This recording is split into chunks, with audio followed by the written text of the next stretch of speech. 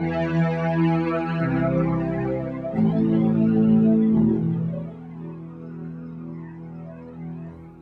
and welcome to Damnable Delvings, where I delve into the damnable world of horror media.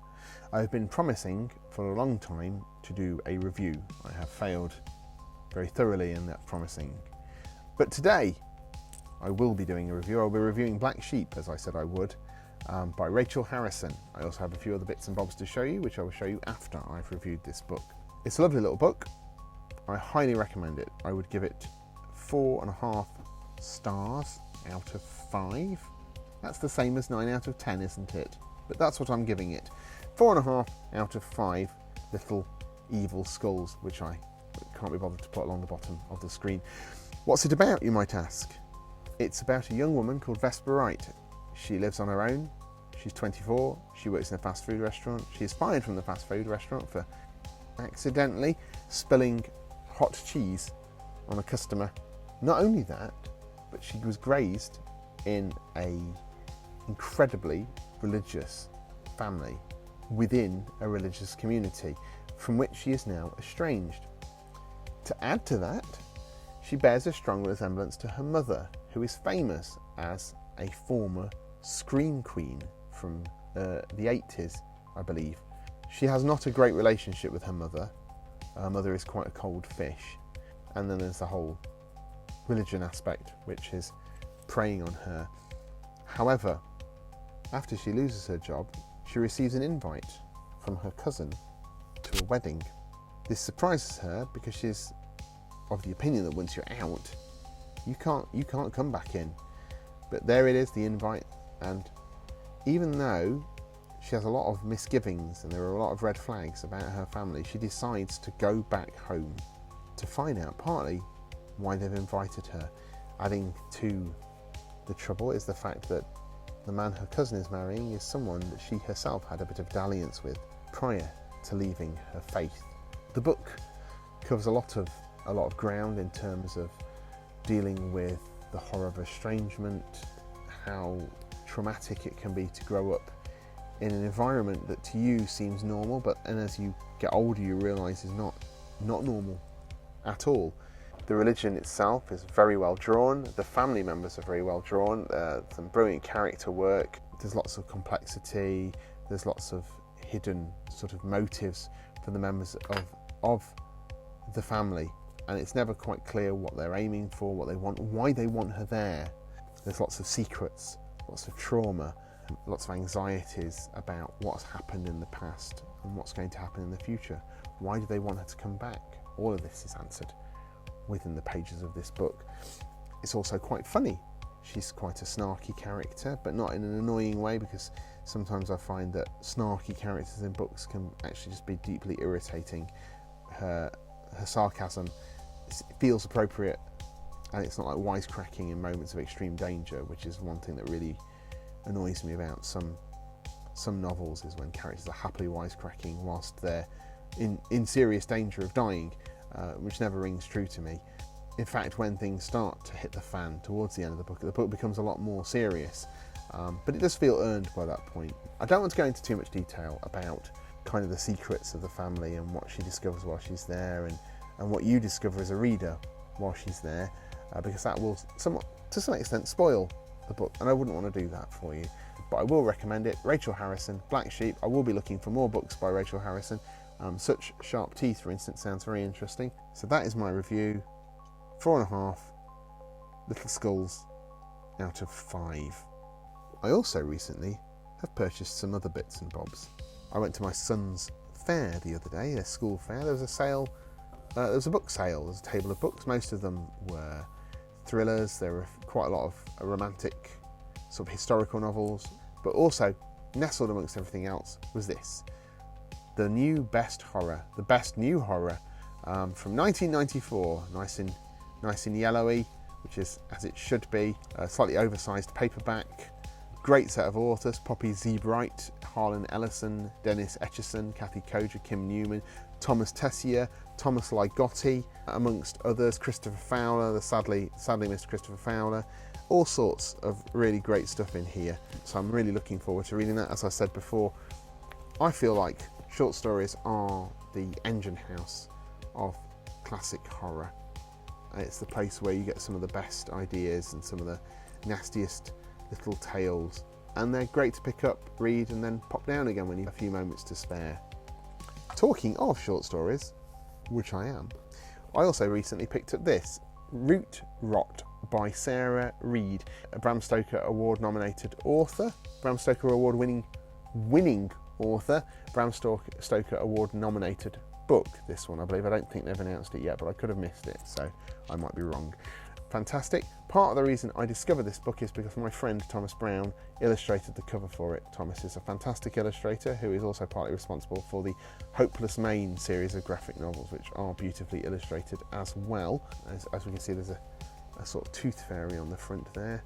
Lovely work. He mentioned that he'd done the cover for this book. I looked at the book and thought, that sounds right up my strasser.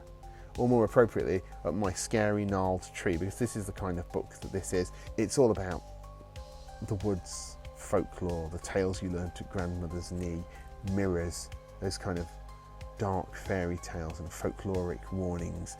So that looks great. I'm looking forward to digging into that little beauty as time goes by. I also, and to a little bit of shame I have to say, I was recently in a supermarket where I buy food which I eat. While I was there, I did notice for sale they had really cheap Stephen King's novel Fairy Tale. I love Stephen King. I've been reading Stephen King since I was very young, too young probably, but there's been very few Stephen King novels I've had a bad time with. Even his less great stuff is always enjoyable, and his best stuff is top tier. He is a phenomenal ideas man. He's just an absolute treasure, really, when it comes to fiction, in my opinion. You only have to look at the amount of films that have been based on the works of Stephen King to see how incredibly influential he is in the world of horror fiction. So yeah, and I had a quick glance at the back and I thought it sounded really interesting. It sounds very Stephen King-y, of course it did, but it did sound very interesting, so I'm looking forward to reading that. As well as that, I also, as I mentioned in another video, and maybe even at the beginning of this one, it seems so long ago now, that I'd picked up 3 novels from the Abominable Book Club. I'm presuming they had some overstock, so they had a selection of books available. You could choose to have a mystery bag, or you could choose specific books. I chose specific books because I'd already got some of the books that were available, so I didn't want to get repeats, and also there were a few that looked quite good to me. There was actually quite a lot that looked good to me, but I picked 3 of them. The first one I picked, I'll be honest, solely on the name. It's called Psychic Teenage Bloodbath and features a cover that is, yeah, there it is. It's about a girl called Susan Ward who's in a coma.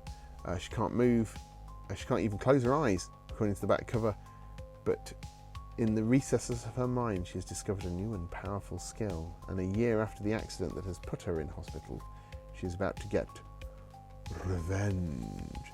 It sounds a little bit like Carrie, combined with the Dalton Trumbo book, Johnny Get His Gun, about the person who's trapped inside their own body in a hospital bed. I don't know.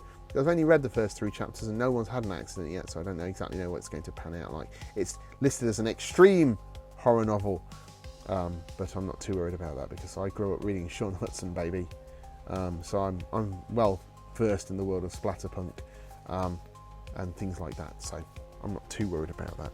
I also received Richard Cadre's The Pale House Devil. It's about 2 paranormal mercenaries, one alive and one undead. One of them kills the living and one of them kills the dead, and they solve supernatural mysteries, I believe, but they have a job go bad in New York, so they go somewhere else to hide away from that, and are hired to track and kill a demon haunting a mansion, and there things happen. So I'm looking forward to reading that. I've read a lot of Richard Cadre. He's written a whole series of urban fantasy-ish, dark, horror-tinged urban fantasies called the Sandman Slim series, of which I've read quite a few. I went through one of those typical things where I read the first book in a series and really enjoyed it, so I binged loads of them all in a row and then became horribly burnt out on that series. So I think I got about 4 or 5 books in But it's been a while, so I'm going to read this, and if I enjoy this, I'm going to pick up the Sandman Slim and pick up where I left off, because they are a really great series of books. I'm a big fan of urban fantasy, particularly if it has a tinge of the old horror in it, which Richard Cadderis does. And it's, let's be honest, a beautiful looking book. And it looks like a horror novel as well. Make your books look like horror novels. Stop making books that don't look like horror novels. I mean, let's be honest, I love Stephen King, but this does not look like a horror novel. Maybe it isn't, I don't know. I'm sure it is. And last but not least, I have Camp Damascus by Chuck Tingle. This is a little bit different to what Chuck Tingle normally writes. I've not really read any of Chuck Tingle's work, but I have a huge amount of respect for Chuck Tingle, partly because of the way they dealt with being treated as a kind of a joke during the whole Sad Puppies farrago, which I'm too exhausted to explain, and they turned that into a positive thing, where they used profile that they gained from that situation to raise money and awareness of some really great charities and great work that's being done to help LGBT youth. So that's great. So a lot of respect for Chuck Tingle. And this looks like a cracking little book, actually, about a gay conversion camp in Montana. When I read the description of it, I thought it sounded quite similar to a film that I've heard about called They Them, starring Kevin Bacon. I've not seen the film, I've not read the book yet, but what I might do is I might read both the book and watch the film, and then compare and contrast the two of them to see how similar or how different they are to each other. There's been some good reviews for the Camp Damascus book by Chuck Tingle, so I am looking forward to reading that. I say looking forward a lot, I do a lot of looking forward. I'm also looking forward to feeling a little bit better soon, because I have been laid quite low with COVID and I feel like hammered crap, but hopefully I'm on the mend now. COVID is, by the way, still very much a thing, it turns out, so be careful out there. It's apparently on its way back. And that's about it really that I have time for today. I have another Abominable Book Club order on the way, which should arrive in the next week or two, and when that arrives, hopefully I'll be feeling better, and I will open that sucker up with you guys, hopefully using a more appropriate tool or implement, a horror themed implement. It's never going to happen. It's just going to be a continuous thing where I fail to do that. But if I do, I will show it to you and show you what I've received from the Abominable Book Club. But that was my little review of Black Sheep by Rachel Harrison, and also a little selection of books that I picked up recently that I don't have time to read because I'm too busy and too ill. But next time I will see you and we will discuss more about horror media. Until such time, read horror fiction. And if you can't read horror fiction because you don't have time, maybe watch a horror movie. And if you don't have time for that either, that's fine too. But do try and stay creepy.